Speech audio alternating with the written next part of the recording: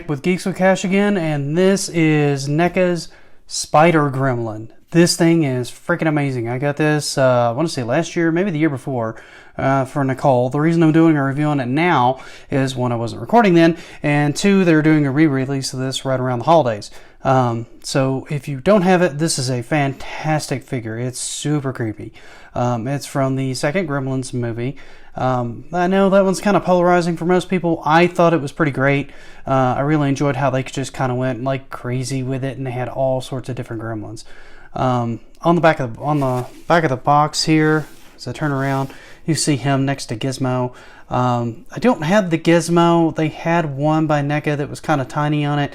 The eyes kind of went back and forth. I didn't have much luck with that one. Mine eyes were crisscrossed, and it was a problem. So I don't have that one to put next to him in comparison. I got rid of that one just because it wasn't working. But this one we're going to go ahead and get out of the box. You can see here it says it's the most massive and incredible Gremlin figure ever produced. When fully assembled, the Spider Gremlin spans over 10 inches tall and is nearly 15 inches wide, featuring a hinged jaw, ball-jointed shoulders, elbows, wrists, and massive spider legs. Also articulated, equaling over 30 points of articulation, includes spider serum, bottle, and display stand.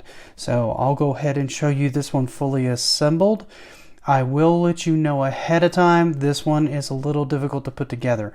My wife put it together, and she literally had to heat up some of the legs with a heating pad to make them malleable enough to pop into the joints. It actually comes assembled it doesn't come assembled in the box. It comes with just the torso portion with the arms, and then you have to attach the legs after you get it out of the box. That can be incredibly tricky. But without further ado, let me go ahead and pause here for a moment, and then I will get him and I will go through him with you, okay? Here he is fully assembled. You can see the legs here. They all kind of move a little. Like these move out and in. This one doesn't move, but they do move up and down.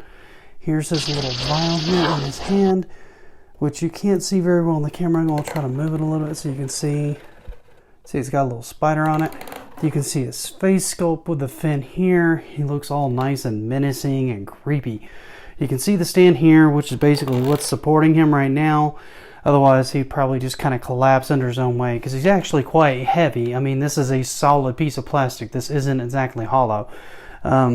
So if you turn him around a little bit, you can start to kind of see all the various detail in the thorax. And you can even see, if I can get him out to where I'll focus again. Oh, it's losing its mind. There we go, that's better. You can see some of the ball joints here. Each one of these are an attachment point for one of the 8 legs that come with him. On the back, you can see he's almost got like a little spinneret type thing, or a little spike there to be able to like jab somebody with and everything like that. He is super cool. He is super heavy and super creepy. He is a great likeness of the figure from the actual movie. I am super happy with this guy. I always have been since we picked him up. If you get a chance to get your hands on one for the holiday, just to stand it up or just to have it in your room and kind of look all menacing, I highly recommend it. I think he is just a great figure. There's not much more to him than that, other than I'll probably take some close-up shots of various different parts of him so you can get a little bit more look at the amount of detail that was put into this particular figure. But yeah, like I said before, he comes in a relatively small box.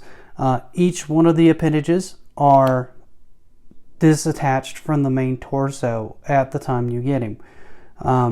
They are quite difficult to fit in, and the base is not an optional thing. These bits right here are really spindly and thin, so they will bend if you try to get him to hold his own weight.